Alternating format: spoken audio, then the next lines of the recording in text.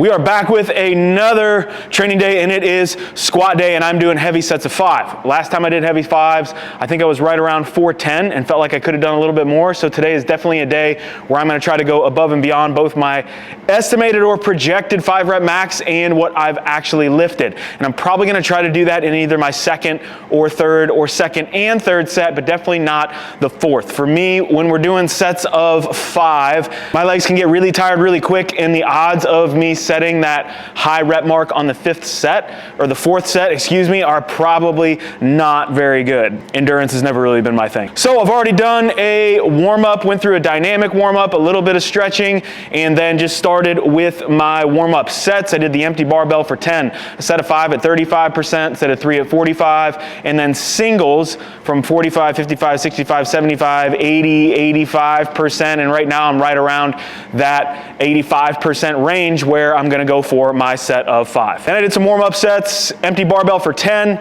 35% for 5, 45% for 3, 55 for 1, 65 for 1, 75 for 1, 80-ish for 1. And right now I'm floating around what my projected 5 rep max is, or what it would be off of my 1 rep max. Actually done 410 for 5, so today we're gonna go for at least 415 or 420, like I mentioned, on that second or third or second and third set. Set 1, let's go.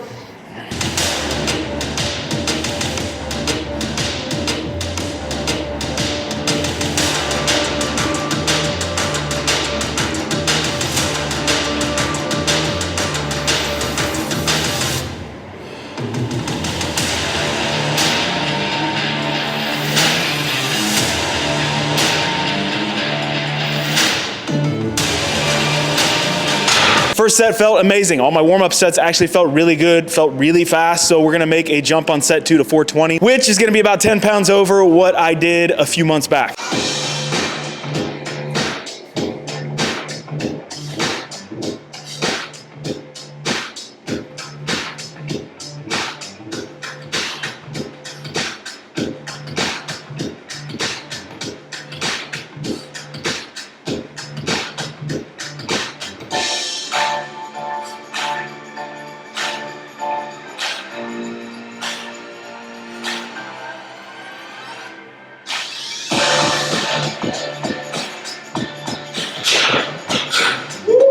All right, that went shockingly well. Felt better than the first set, which is usually what happens when I'm going for heavy singles, doubles, triples on anything. The second set usually feels better than the first, but that was still really fast. So we're gonna make another big jump. This is not something I normally do. Normally I only make jumps by about 5 pounds if I'm gonna PR, but everything moves so fast, we're gonna go up by another 10 pounds. 430 for 5 is gonna be the attempt on set 3.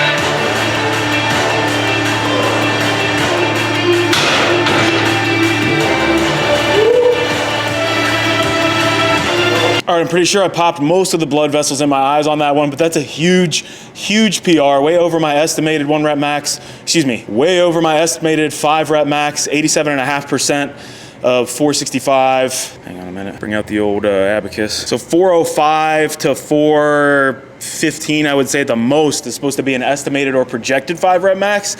The most I had hit is 410, today was 430, so that means some good things for when we go to retest that 1 rep. Because that last one was such a grind, I lost a little bit of my midline there. I'm just gonna back the weights down and hit my 4 sets at between 85 and 95% of that 430. So these are kind of my working sets. I pretty much do them on the 2-minute. They shouldn't be super difficult, but it's just to get in a little bit more volume, get in a little bit of tonnage at the end of the squat session, but all of these should be easy makes. All right, finished up those sets, gonna move on to my accessory movements, and I typically like to just focus on the quads primarily on my squat day. So recently that has been a heel elevated close stance back squat, and I do that with a safety squat bar so I can kind of keep my hands free. It helps me balance a little bit more, and it helps me really focus on driving out of the bottom with my quads, extending at that knee, and they really get lit up. I would really recommend this exercise if you have weak quads or you think that's an area that you need development, specifically if you have a safety squat bar. Even if you don't have a safety squat bar, you can still use a regular bar. It's just a little bit easier, a little bit more convenient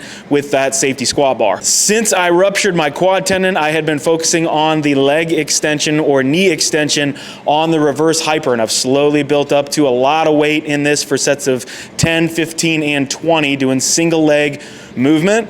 And it helped a ton with my recovery, and it's continued to help me a lot with building that strength in my quads that I want so I can get to that 500-pound back squat. And then I'm gonna finish with the GHD sit-up. Sometimes I'll weight it, sometimes I won't, and that's to build up my core as well as my quads and my hip flexors. And I'm trying to usually go out to sets of 25, 30 or more in order to get the stimulus that I want. Guys, that is it for this training session. Put any questions down below. We will see you guys next time.